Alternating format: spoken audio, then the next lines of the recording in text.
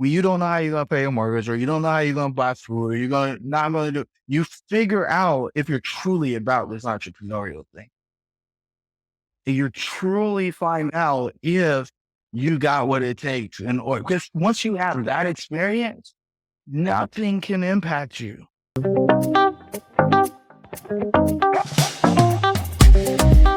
Welcome to another episode of Family Man Building a Brand. Today's episode is special. We have Jerome Myers, someone who has played the role of mentor and coach in my journey, has had an interesting journey himself from corporate world to burning the boats and becoming a successful multifamily real estate developer and coach.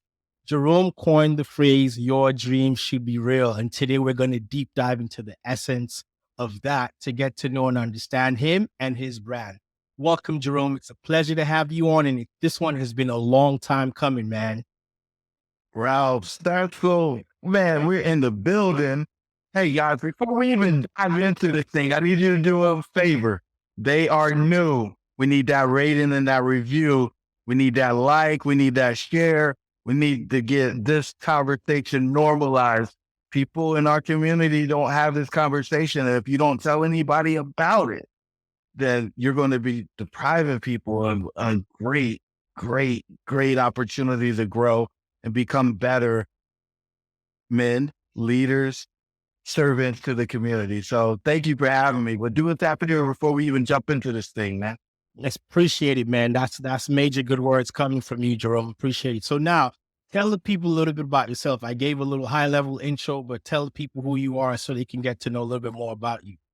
Man, I don't even know where to start. I guess I'll say I'm a corporate America dropout. My last job, man, we built a $20 million division. I had 175 people on my team, and I got the opportunity to lay people off every year as a result of it. And for the life of me, I couldn't understand how making $6 million a year of profit led to people having to figure out a new way in order to earn their income year after year. And so I left corporate, moved into real estate, built a multi-million-dollar, multifamily real estate portfolio. And then from there, started focusing on helping people who were exiting in their business, exiting corporate America, exiting from production when they're chief everything officer, exiting to higher levels of leadership in the organization, and then exiting the company, and then exiting a portfolio of companies, figure out how they could become that new person they needed to be in order to move to that next level. And so that's what we spend about 20 hours, 30 hours a week on right now, in addition to continuing to manage our multifamily portfolio. Cool, man. That's what's up. I mean, well, before we dive into all that good stuff, I mean, one, I want to spend some time later on dissecting everything you just said, but generally because of the name of the show, Family Man Building a Brand, I like to always take it back. So we're literally telling the story from where it started, history, and we bring it back to present day. So tell me a little bit about your childhood and where you grew up. I mean, I'd like to know, and a lot of people out there, I'm sure, are curious and would like to know that. Yeah, it's funny. I grew up in Fayetteville, North Carolina, the son of a soldier and a stay-at-home mom. Okay. And that informed everything for me. And I'm so used to going on shows to talk real estate or talk business, and they don't want to have this conversation. This is boring for most people, but I think you guys are going to take it down a different path. And so, yeah, I grew up in Fayetteville, North Carolina.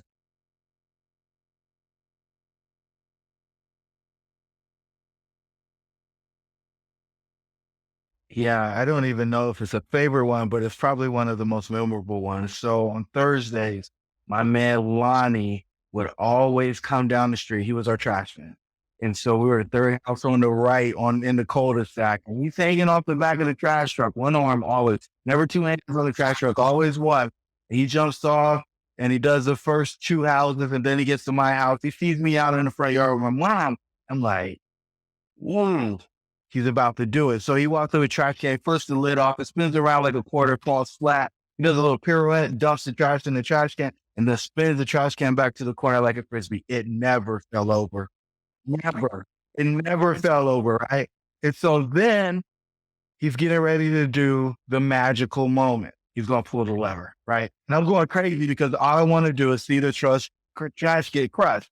And so he pulls the left, and I just go crazy. And so I look at my mom and I say, "Hey, mom, I want to be a trash man when I grow up." And she says, "Baby, don't you like your Nikes? Don't you like your Jordan jeans?" I was like, "Yeah, mommy, of course." She said, "Don't you like your Guess t-shirt?" I was like, "Yeah." And she said, "Well, you know, if you're a trash man, you might not be able to buy that for you and your family, depending on the lifestyle that you want to live." And I said, "What do you mean?" She's like, "Well, when you pick your profession, you need to pick one that's going to allow you to live the lifestyle that you want to live."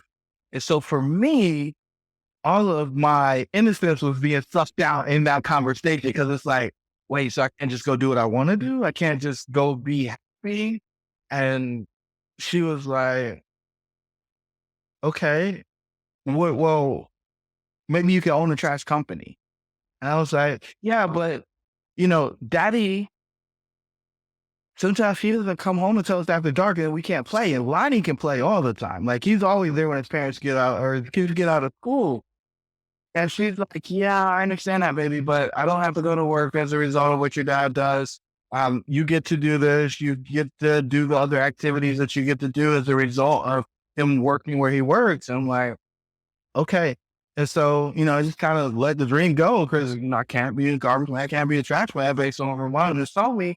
But I might be able to own a company. And so that for me was transformational because I realized like I couldn't go learn basket weaving because that probably wasn't going to be able to sustain the type of lifestyle I wanted to live. I've been a car guy, car kid. And so if I want to have a car, uh, the Civic probably not going to do it. You know what I mean? It's funny that you mentioned that, Jerome, because very similar story on my end. Um, first of all, I always tell everyone that if my child wanted to be a trash man, and I literally use that example, I will push him to be the greatest trash company in the United States. You know what I'm saying? Versus killing that dream of him wanting to do what he was quote unquote passionate about, just taking it to another level and making sure that he can lifestyle accordingly with that. So I definitely connect with that. My mother told me that nursing was the way and nursing would provide me the lifestyle, things of that sort. But come to find out, my true passion was entrepreneurship. So when I went that route, it was kind of, a lot of static, a lot of tension there. How are you dumping nursing to go chase your dreams of maybe making a dollar? But, that Yeah. eventually fulfilled me and it served my passion, man. And and and I kind of want to tap into you growing up in Fayetteville, man. One of the things, I mean, who really put Fayetteville on the map for me is your guy J. Cole. And I didn't even put the it homie, together. yeah, man, your guy J. Cole. And like we hear a lot about the Ville, Forest Hills Drive. We hear a lot about the grind, the hustle. Tell us a little bit about that, man. How did Fayetteville mold Shape you me. into the man that you are, the entrepreneur that you are? Yeah, I mean, the thing that I think is most valuable about being in a military town is the diversity that comes from that. And so I went to a high school where people lived at the country club and people lived in trailer park, right? And that for me allows me to move into any room and feel comfortable engaging or interacting with whoever's in the space. That's allowed me to go around the globe and be able to create relationships with people who you probably would have no, you wouldn't be able to see a connection between me and them, right? Until you actually understand where I come from. And so I appreciate that on so many different levels. It's just the understanding that there's value in people at all levels. I know sometimes in this world, we only want to attribute value to how much somebody's worth or how much money they make. And I've learned that you can learn from everybody. Definitely, most definitely. I mean, it's interesting. I mean, and going into that as we kind of progress into like that life story, one of the reasons one of the things Ralph and I decided when we were going to put this show together, we said, hey, we want to interview family man, and we kind of were defining what a family is, because I mean, in today's world, that definition is fluid, but in the traditional family, it's a mom, dad, and kids, and that's what constitutes a family for you. And if you look it up in the dictionary, so now, as you've been building your brand, and obviously, like I was saying, for us to have guests on, it's like, okay, if it's a man, he has to be married. If it's a woman, she has to be married. Now, you are married. What role does your wife play in you being able to allow you to build the brand that you've built? Everything. What's funny is I feel like she saved my life. So I was in a space, and so this is my second like long-term committed relationship. I was married for 12 years, and when I left that relationship, I basically blew up my entire life. So I left that relationship, I left corporate America, and I started completely over on the entrepreneurial journey. And what I learned in that was that if you have somebody that's willing to support what you want to chase, you don't end up in that space that Will Smith ended up in The Pursuit of Happiness. If anybody remembers that scene, and it's one of the most provocative scenes for me. And maybe you guys can drop it in the video if you release this on YouTube. But like he's standing in the bathroom and he tells his wife, at the time he wanted to be a stockbroker, and she says, "Well, why don't you just be an astronaut?" And then she storms off because she's like, "Oh well, there's no way that this is possible." And so I would never forget walking in the door and saying, "Hey, honey, I am not going to get another job. Like, I am going to figure this out." And she just shrugged her shoulders and said, "I know you will." And from that point on, I knew that I had to figure out how it was going to work. The next point where she made a significant impact in my life was before we bought the apartments, we were doing some fixing and flipping. And while we were going through the fixing and flipping, we were doing direct mail to owners of apartments. And one day I had printed off letters, I bought envelopes, and I bought stamps. And she watched me handwriting the names of the owners on the envelopes with their addresses, because we found that was something that would get people to open the mail. And I never forget going upstairs, walking in the bedroom at like 9 o'clock at night, and I see letters spread all over the bread, and I see envelopes that I haven't actually stuck yet in the boxes on the bed. And she's sitting under the blanket with the pen and like a little notepad, and she's writing the addresses from the letter onto the envelope and stuffing the envelope and putting the stamps on them. I'm like, "What are you doing?" And she said, "Well, I don't know how to analyze a deal. I don't really know much about operating a building, but I do know how to write addresses and put stamps and stuff." And I was like, "There ain't no way I'm failing now. I can't fail." Like, if somebody believed in me that much,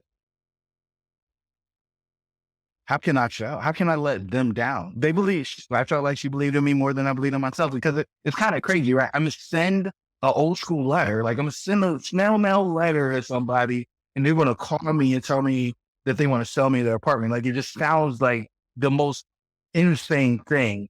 And here she is doing what she could do to help me be successful at the thing I said I wanted to do. Wow, Wow.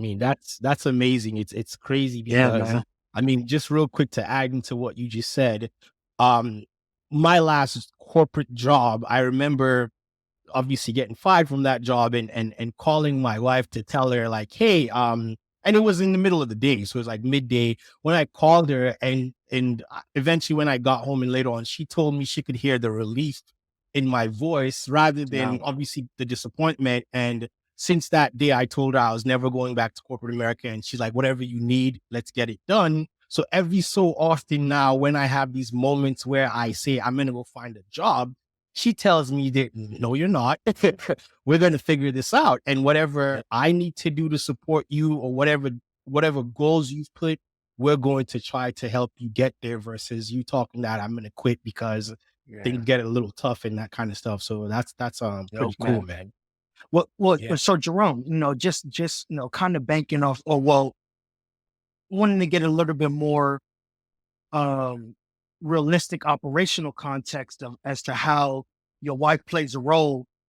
You're operating at a high level, man. You're dealing with multi-million dollars worth of real estate that definitely takes dating effort and things of that sort. And I'm an operations guy, so I always wonder. Yeah, in the beginning, she'll stuff in mailers on the bed. Where are things at now, as with you being there and you being that family man that has built the brand and other things on the way? How is her role now in regards to the bigger operation and the wider pic, the more bird's eye view? Yeah. So I, you got to keep a shooter with you, right? So she's always watching, All right, right? got you. She's looking for Yeah. whoever is a threat, Okay. and she makes sure that in no way, because I've got this energy where I just trust people to be who they're supposed to be and who they think they are, like who I think they are, who I Yeah. want them to be. And she is full on about accepting people as they show up. Yeah. And there is no halo, there is no delusion about somebody being something different than what their actions demonstrate to us. And so Got you. when I say, hey, here's what happened, she runs down the list, she connects the dots, and she said, this is what you should take from that. Okay. And Okay. even if I'm like considering something new, like I won't start something new unless she's spent some time with them, because she can read the energy way better than I can. So her gift is discernment for me. Okay. No That's for doubt. sure. No doubt. Man, that's interesting. That's good. I mean, that's important for people to always have Oh yeah. somebody by their side. I mean, I think that's the role all our wives play by our side, to kind of always ask those questions or be the person of reason and caution, which is pretty good. But switching gears a little bit, I mean, as we go into like understanding the role your wife plays in your business, now as we go into the business side of things, I guess I mean, I know a little bit about you, as you, like you said, you burned the boats and that type of stuff, and you lost everything you were starting. As you went into business, what part of your story, can you say, shaped you the most, kind of from corporate to entrepreneurship, but just that journey of life? What was a significant moment for you that said, "Hey, I got to do this and I can't fail"? Yeah. Oh boy. So I mean, there's like three things that popped in my head at once. But what I would say is there comes a point. I know the exact example. March of 2020.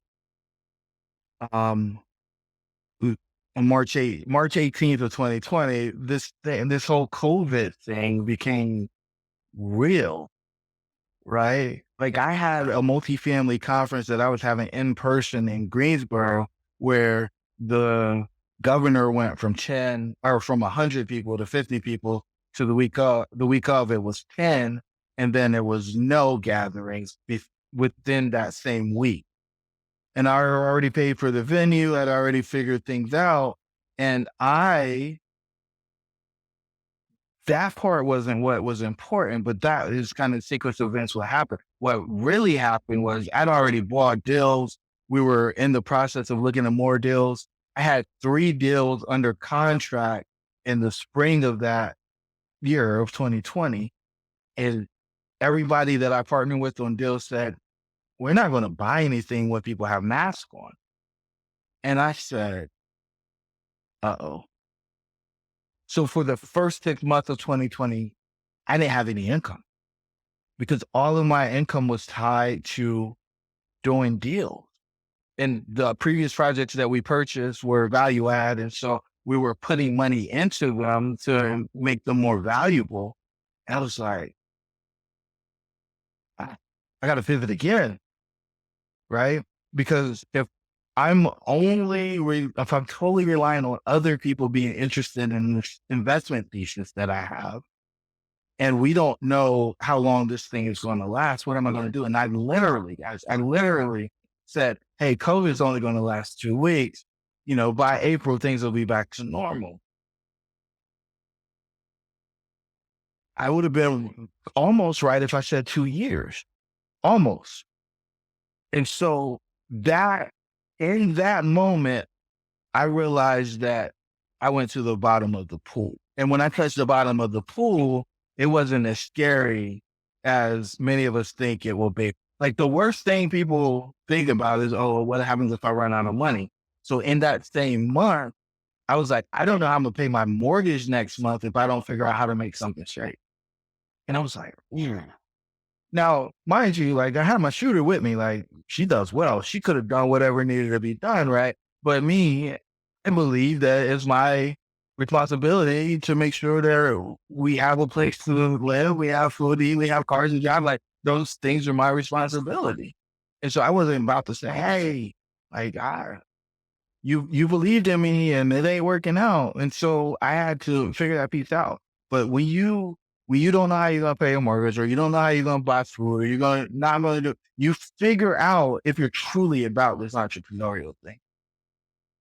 And you truly find out if you got what it takes, and or because once you have that experience, nothing can impact you. This is as low as it can get. The only other thing that's worse than that is losing the people you care most about. But when you experience that financial issue, like that's when I knew. When I didn't go, oh, let me go get a temp job, or let me.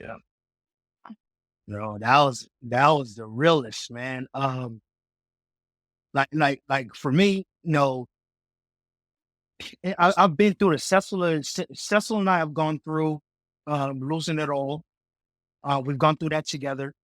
And we built back up, and obviously the pandemic had its effects on various industries, various sectors of business, all types of things. But to be honest, Jerome, I love that feeling. I love that. I love that feeling. Don't get me wrong. It's bittersweet. I hate being in that position, but I know once I hit that bottom of the pool, come on, man, it's all about that bounce spring right back up and getting to that next level. So I felt you, and I actually got chills on that because the way you broke it down so eloquent reminds me of myself, man. When I got that phone call that I wouldn't be getting that money back, that I got fired from my job, and I do have a wife at home and my first child. Again, what am I going to do? I'm going to put these bootstraps on. I'm really going to take it there. So I felt you on that, man. Yeah, that definitely made a lot of sense. Cool. Real recognize it's real, I man. mean, so it's interesting that, I mean, I think that's the thing about entrepreneurship. The journeys are similar. I mean, they're not the same for any two people. So as we go and transition in, I mean, we talked a lot about your real estate business and stuff like that. How did you get started? I mean, what prompted you to pick? I mean, because most people go into entrepreneurship, or almost it's not this or that. What prompted you to choose real estate as the choice of a business? Yeah, so me and my buddy Duran were sitting on the stoop sophomore year of college, and I was paying $395 in rent. I had two roommates paying $395 downstairs in his unit. Same thing was happening, and we were like, "Man, how much is this guy making?" And then we multiplied it out. The guy was making 700 grand a year. We never saw him. We never talked to him. It's like I'd be happy to make $70,000 a year. Forget $700,000. And so we were like, well, how do we do this? And I told you I was the son of a soldier and stay-at-home mom, so they weren't coming to the cookout if they had a multi-million-dollar real estate portfolio, right? So how do I find the person that owns the thing if I never saw him or talked to him? Didn't have that answer either. And so what I said was, I'm going to go into corporate. I'm going to make some money. I'm going to get a credit score. And then eventually I'll come back and I'll own real estate one day. And so when I said, I'm not going to be in corporate anymore, I'm going to drop out, I was like, let me go dust this thing off and see if I can make this dream shake this time. Now, I wish I could tell you I just walked in and people were ready to give me money, but I'll never forget going to the bank with a 54-page business plan and saying, hey, don't you want to give me $1 million? And they said, for what? And I said, well, I want to buy this building. They was like, yeah, okay. What experience do you have? I said, well, I'm a professional engineer. I got this, I got an MBA, I got these things. They're like, yeah, but what about, like, what do you know about this thing you're talking about, Tony? I said, well, uh, uh, do you have any experience? I was like, yeah, well, I got a rental, my first house, we were renting that. They're like, yeah, we want something a similar size. And I was like, so I reached in my pocket and I pulled it out, I pulled out a piece of linen and offered it to her because I didn't have anything. And so I went to the next one and the next one because I'm like, man, these people are crazy. Like they just don't get it. Like, do you not know who I am? And but by the time I got to Extended Bank, I realized I was an idiot. I didn't know what I didn't know. And nobody was going to lend me money with what I was bringing to the table. And so that was, one of those silver moments because, everybody likes to talk about the upside and how great it is. But there's so much more time in the low and in the middle than it is at the peaks. And so my hope is that people don't get discouraged who are on the journey or the people who are thinking about this journey, they actually understand what they're walking into because, I don't want people to be blindsided when they make this transition.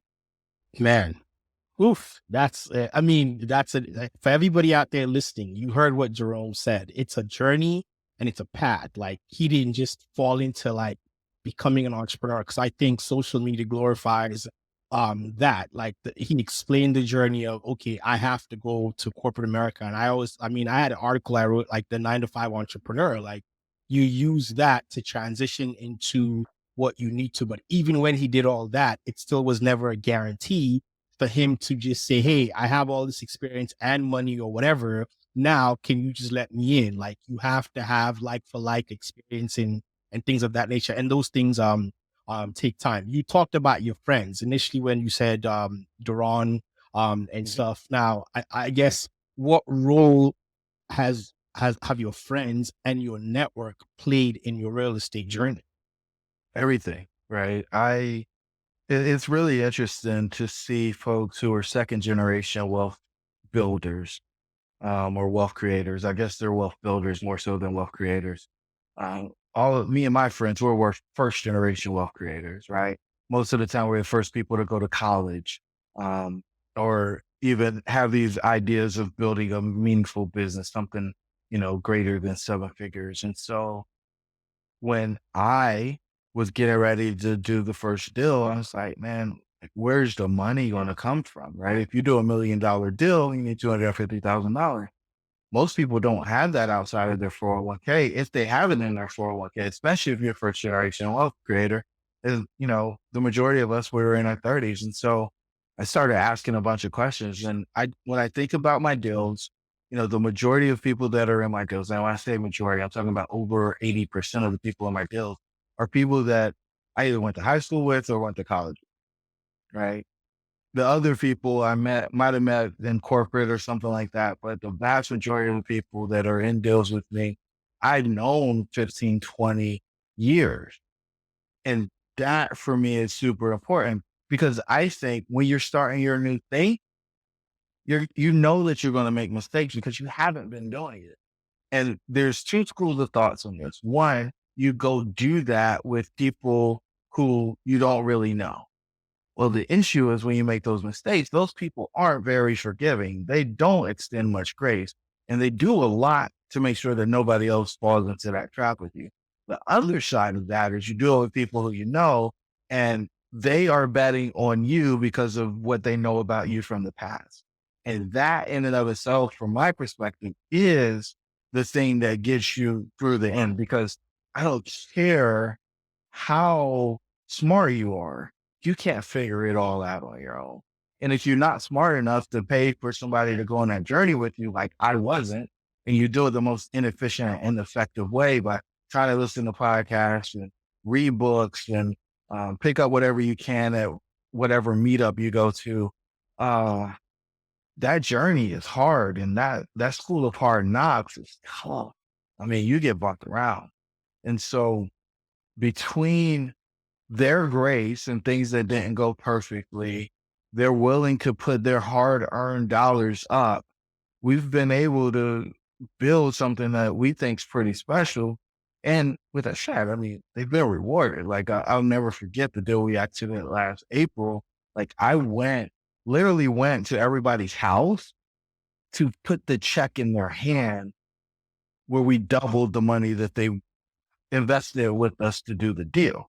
Like I drove to their house and like I went to Duran's house because he's one of the people. His wife was there. His daughter was there. Like I went to James's house and put it in his hand. His wife was there. His daughter was there. And like, it's funny because when I gave it to James in particular, he didn't even, you got to have both of them on the show, by the way. He didn't even get it. Like James didn't get it. I was like, here you go, bro. I appreciate you trusting me with the money over the past few years.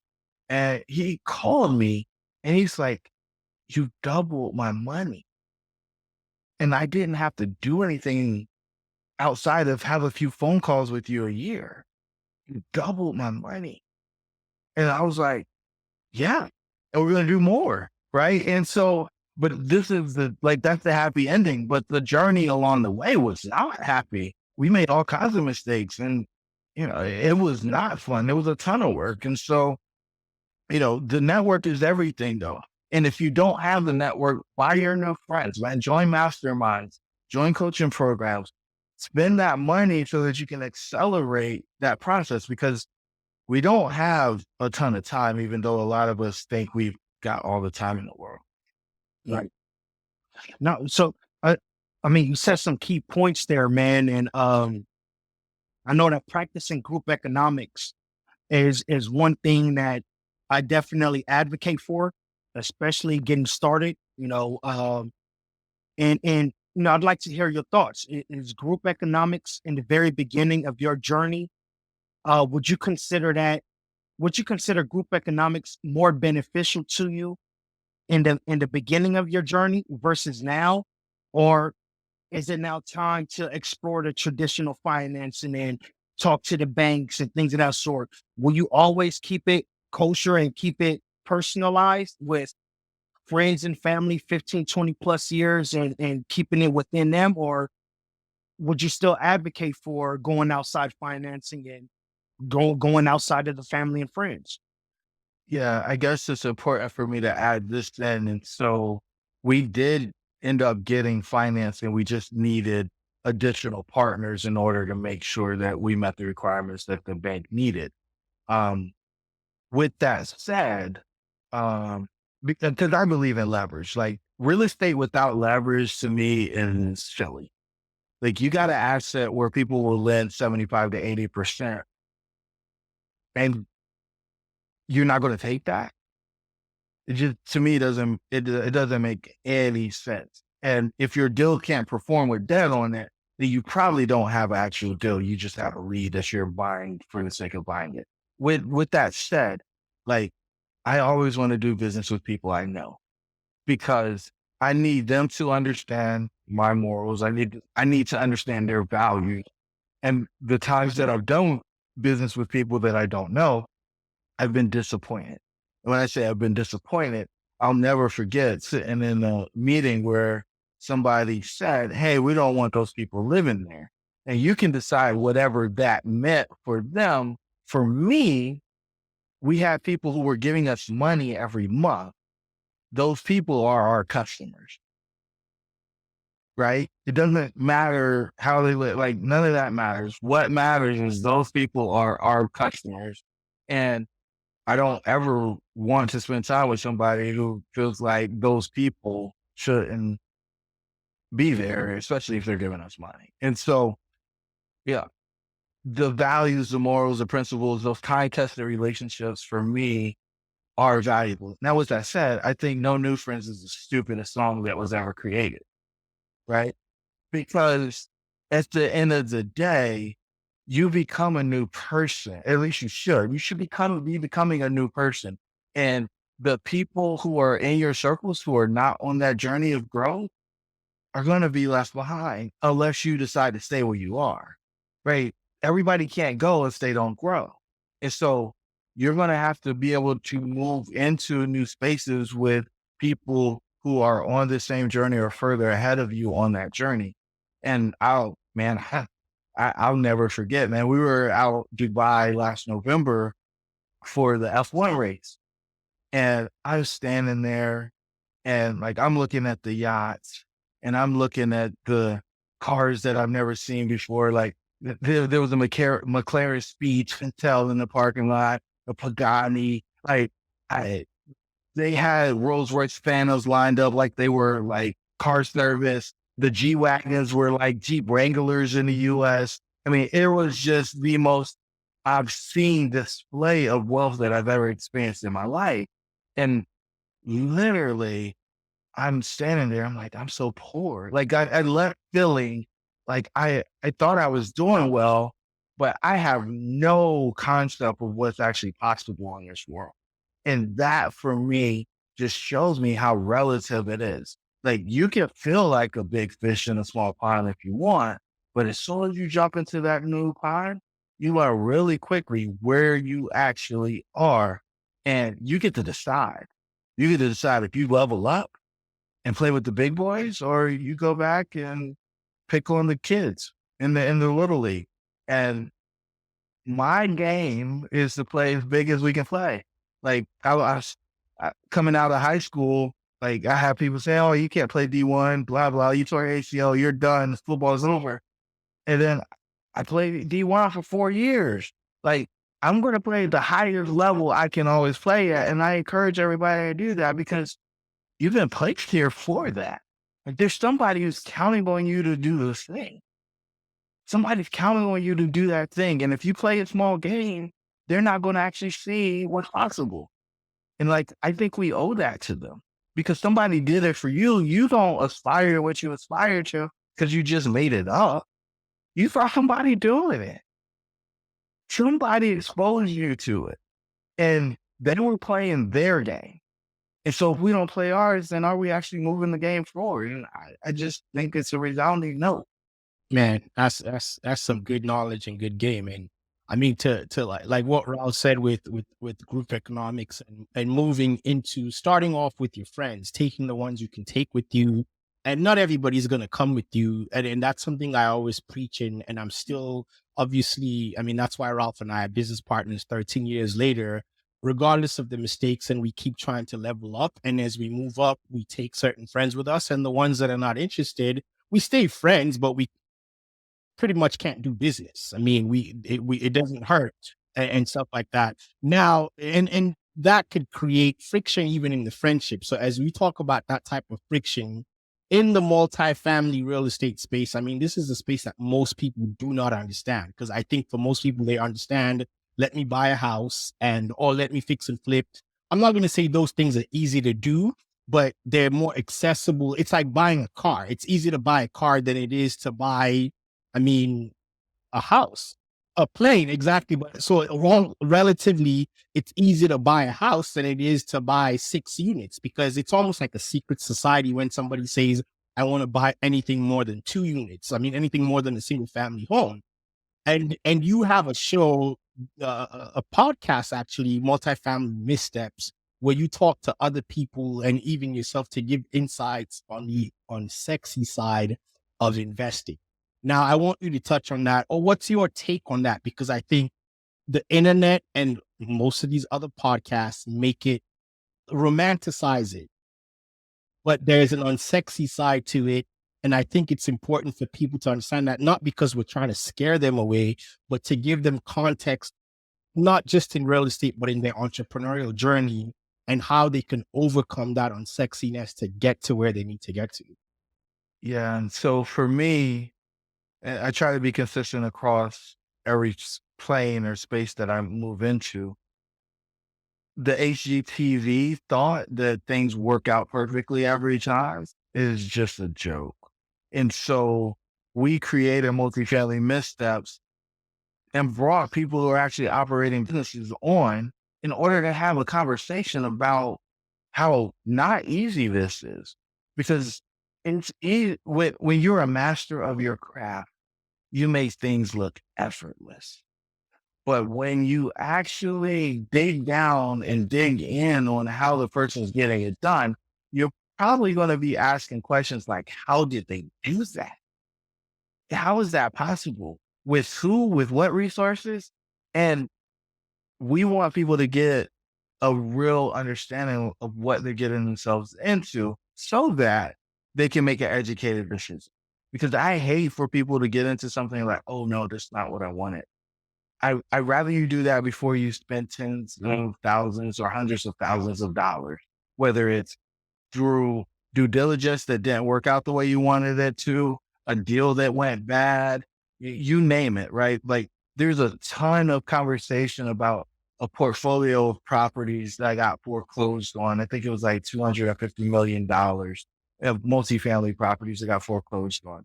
And, they're talking about the operators and they're doing this and they're doing that. Man, okay, it happened, right? People make bad deals.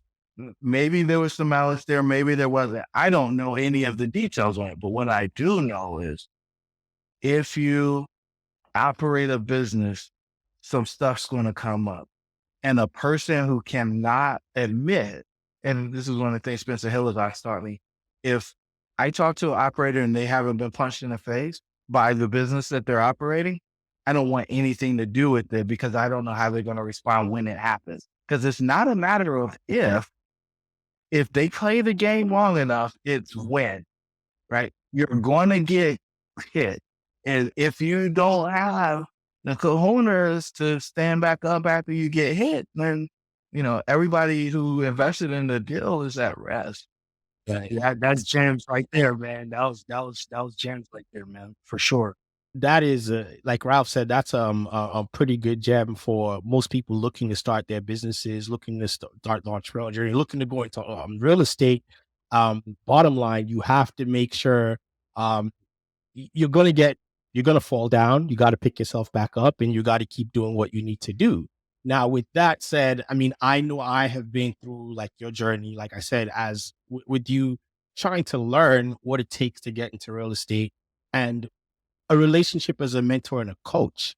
And a little birdie told me that you were doing something very exciting because I've been through your courses and they're A1 and all that stuff. And you're working on a new project.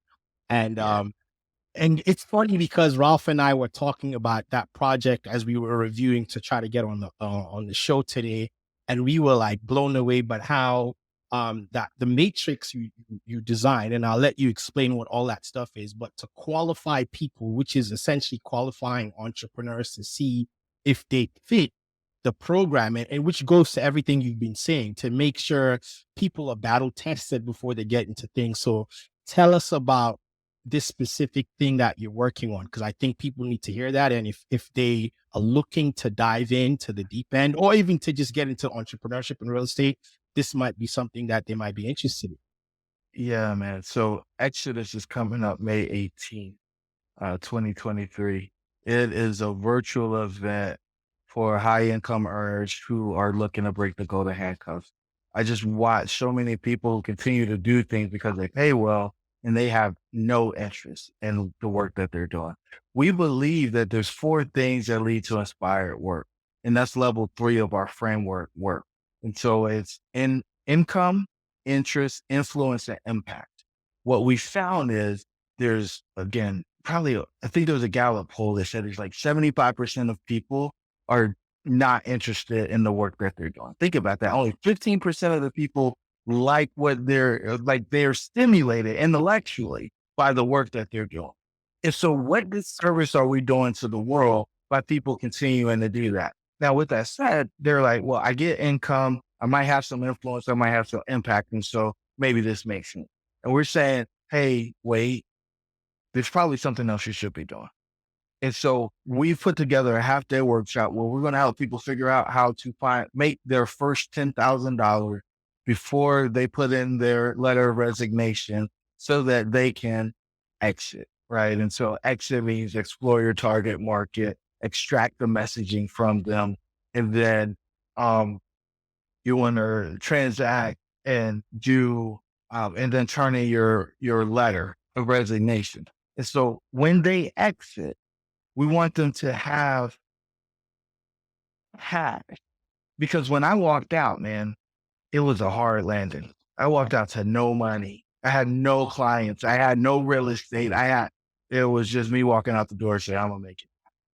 I want to buy an apartment. Let me figure out how to do that. Like literally. And it was binging on podcasts. And like, this is the stupidest thing I could have done. Like, but Bumblebee doesn't know that they can't fly, but there's a better way.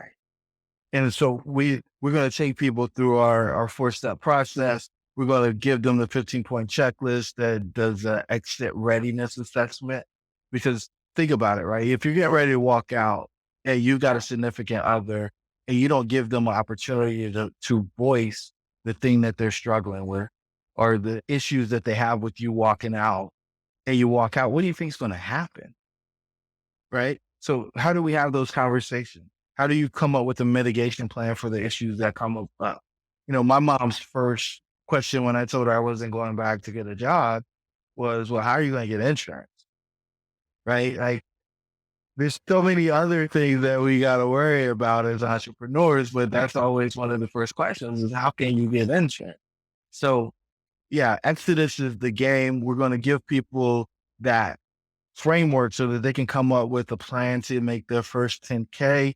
And we're going to teach them our process so that they can exit what we could call the matrix, man. Okay, cool. So where can people find this information? I mean, we'll drop a link in the bio, but where can people find that? Yeah, so it is at itooktheredpill.co/Exodus. Okay, And cool. you can get all the information on the event, get locked in. We're doing it for $47 just to get people in the door and make sure that they show up, because the type of content we're going to bring in, I mean, we got 2 people coming in who make more money in their entrepreneurial journey right now than they did when they had jobs. They're going to come in and talk about how they did that in less than a year. People, this is great value for $47. I mean, you're talking to people who have battle tested and have proven to be successful in this space. So I mean, it's a no-brainer. If you're looking to, I mean, this is one of the things Ralph and I talk about that we want to also help people is because when you go through the entrepreneurial journey, when you just jump in with ideologies, with naivety and all these things, and you get to realize it's difficult. So when people have done it and they can shorten the time period, and they can, I mean, not just shorten the time period, but minimize your mistakes, it's going to get you there a whole lot faster and less bumpy road. I'm not saying you're not going to get your bumpy roads. Everybody's going to get hit in the face. But if you can have help like what Jerome is looking to do with Exodus, I mean, take it. It's going to help a whole lot, man. And I mean, worst case scenario for the people who are on the fence on whether or not they want to do this is, what else can you get for $50 that's going to move you closer to actually enjoying how you spend at least 40 hours of your week? Most definitely. Yep. Most definitely. No, definitely, man. Mitigating risk, especially in the beginning as a new entrepreneur. Oh man. Now you're talking about mitigation of risk plus a framework that has been proven. Like you said, that is a no-brainer. I think the framework is probably the best value add because this is coming from someone that has done it and broke it down to a science for me to implement. And that's a lot of the work already done for you. You know what I'm saying? I'm talking about how do you even have a conversation with your significant other about making a step as part of the framework? Yo, kudos, man. So yeah, definitely link it to Exodus. I love the name, man. Mass Exodus is what, mass Exodus is what we definitely pushing for. And kudos to you, man. Kudos to you and the team for breaking it down to a framework and implementable strategy, man. That's Definitely, key right there. man. Definitely. So Jerome, man, it's been a pleasure. I have a few more things before I let you go, but before I let you go, where can listeners find you? Because a lot of the stuff you've given is super, super valuable. So please tell the listeners where they can find you online. Yeah, man. The best place to go is itooktheredpill.co. They can find out everything there. Okay, cool. Awesome. So people go check out itooktheredpill.co and you could find out all the information. And just out of curiosity, before I even ask my questions, where does I took the red pill thing come from? Right. That's all this is. Come on, man. Yeah. My bad, Ralph. I mean, I was just curious. I'm like, I mean, I know I've heard it somewhere, but I Tell it, Right, please. Tell it. Tell it. right. Yeah, man. So the 1999 documentary, The Matrix, is where Yeah. I first got exposed to the red pill. And what it means for me is that you live your truth, right? I Okay. think so many folks are putting masks on and pretending to be things that they aren't. And they're pretending to walk in a way that is just completely inauthentic. And I think when you're pursuing your best self, you can show up in any room as the person that you are working your hardest to be and be accepted, be respected, and then in the end, leave the lives of the people that you interact with better. I know that it's been bastardized by people who want to make it about a bunch of things that it was never intended to be by the writers. And so it's funny because we're working hard to get to the creators of the concept to get them Nah. to speak on what is actually happening out here, because I just think Oh. something that is such a pure concept is being twisted for things that are less than honorable.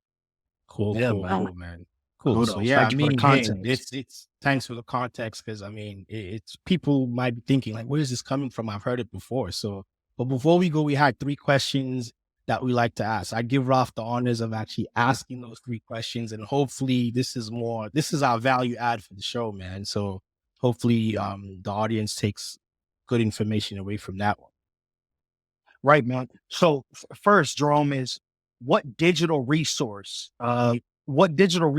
do you recommend any new entrepreneur, any entrepreneur that's already in the mix, anyone that's aiming to end their journey in entrepreneurship? What, or is at the tail end of them building this thing? What digital resource would you recommend to them that you utilize on a daily? Yeah, man. It may sound bad, but I'm gonna recommend our book, Your Dreams Should Be Real, because I really feel like we break it down in a way where people can create a repeatable process to take whatever dream they have and turn it into reality. Got it. Got it. Cool, Okay. man. What type of advice would you give to a young new entrepreneur slash father? That's key. Mhm. So there's two things. And it's funny because I sound like a broken record. The first one is your dream should be real, right? Period. They need to understand that. The second piece of that is you can't look at your kid and tell them, hey, you can be anything or you can have anything, and you're not actually living that out, because they're going to repeat what you do, not what you say. And so Gotcha. you have to be a living example of somebody who is living at their highest level, if that's what you want for the little person that is looking to you to be their role model. Okay.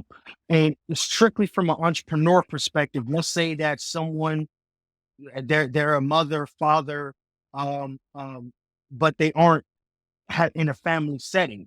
What advice would you give them? I'm sorry. Let's say you are dealing with a male, female, that straight entrepreneur, no family. This is straight just building a brand. What advice Mhm. would you give them the minute you met them to help them on their journey? It's funny. That right there is a really interesting question, because in the circles that I'm spending the most time in now, our conversation isn't about how much money you make. It's about the ability to create freedom, right? And so Yeah. I went from measuring how well I'm doing, how prosperous I am, from how much dollars I make in a year, to how many days that I don't do activities in order to earn income.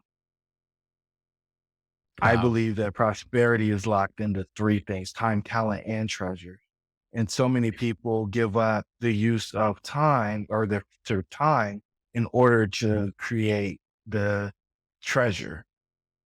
And Mm. having treasure and no time does not make you Mm. prosperous. Yep. Wow. That, Man, that was a bar that right there. I know, right? That Yep, was a gem right there. So people, for man, sure. you heard it. At the end of the day, I think in the whole family man building brand ideology, ultimately, yes, we all want to be successful, but we all want freedom. That's ultimately Mm. what we're all searching for. And if you can find freedom or independence in whatever you do in your career or your path, trust me, it's going to be way more worth it than any money anybody can give you. Now, your financial freedom is going to help you get there, but ultimately, pure freedom is what we're looking for. So, Jerome, thank you very, very much. I mean, this has been more than helpful to us, and hopefully the audience gets to understand and benefit from all the information that you've given. Ralph and I want to take this opportunity to thank you very, very much for doing this, and we really appreciate everything, man. Thanks a lot, brother. It was awesome, guys. Thanks for having me on. No doubt at all, man.